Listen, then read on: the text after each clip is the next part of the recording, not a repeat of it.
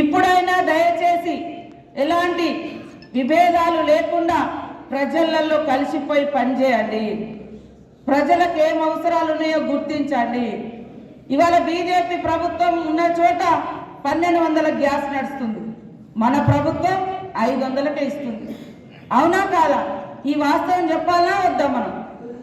అదేవిధంగా పక్క రాష్ట్రాలలో పక్కనే ఉన్నారు కదా, మరి ఇవాళ ఏం చేస్తున్నారు అనేది. కాబట్టి కార్యకర్తలు అందరూ కూడా దయచేసి మరి నాయకుల చుట్టూ కాకుండా ప్రజల చుట్టూ తిరగండి, ప్రజల సమస్యలను పట్టించుకోండి. వాటి పరిష్కారం కోసం మనం అధికారంలో ఉన్నాం కాబట్టి ఖచ్చితంగా అధికారుల దగ్గరికి వెళ్ళి వాళ్ళ సమస్యలు పరిష్కరించే విధంగా కృషి చేయండి. ప్రజల మన్నలు పొందండి. తప్పకుండా ఇచ్చిన ప్రతి మాట నిలబెట్టుకోవడం కాంగ్రెస్ పార్టీ నైజం. ఇవాళ బీఆర్ఎస్ బీజేపీ హయాంలో మరి ఉద్యోగాలు ఎన్ని వచ్చినాయి 10 ఏళ్లలో ఒక్కసారి ఆలోచించండి. ఇవాళ మన ప్రభుత్వంలో 55,000 ఉద్యోగాలు సంవత్సరం తిరిగేలోపే ఇచ్చినటువంటి ఘనత మన ప్రభుత్వంది. కాబట్టి ప్రతి సంక్షేమం ప్రజలకు చెందాలి అని ఆలోచిస్తున్నటువంటి ప్రభుత్వం. కాబట్టి ఇక్కడికి వచ్చిన నాయకులందరూ వాస్తవానికి మీతో చాలా రోజులు అయింది ఇంటరాక్ట్ కాక, కలవక, మీటింగ్ పెట్టుకోక. మేము కూడా ఆ రోజులలో అంత కష్టపడ్డాం, అయినా కూడా ఇలాంటి ఫలితాలు మేము ఊహించలేదు అనే బాధతోటే మేము కొద్దిగా దూరం ఉన్నాం తప్ప వేరే ఉద్దేశంతో కాదు.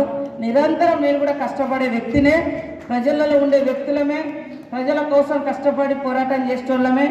కాబట్టి మీరు కూడా రాజకీయం అంటేనే ప్రజల మధ్య ఉండడం, రాజకీయం అంటేనే సేవ, రాజకీయం అంటే ఏదో అలంకారం కాదు, ఏదో చెప్పుకునే పోస్టు కాదు. బాధ్యత, భారం ఉంటుంది. బాధ్యతగా ఈ యొక్క పదవులలో మనం పనిచేయాలి. మనకు పదవులు ఉండాలి.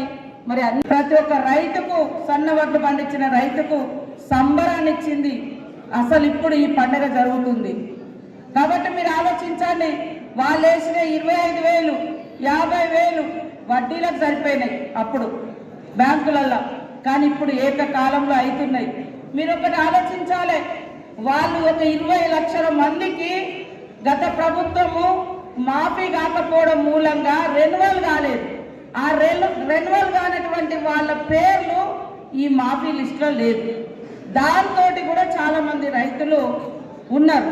అది మన ప్రభుత్వం వచ్చినాక వాళ్ళ మీద కాదు, వాళ్ళ ప్రభుత్వం రెన్యువల్ చేయకపోవడం మూలంగా 20 లక్షల మందికి పైగా ఆ అప్పులు వాళ్ళ మీద ఉన్నాయి. అది వాళ్ళ మన మీద రుద్దుతున్నారు. అయినా కూడా ఆ రైతులు కూడా మన రైతులే.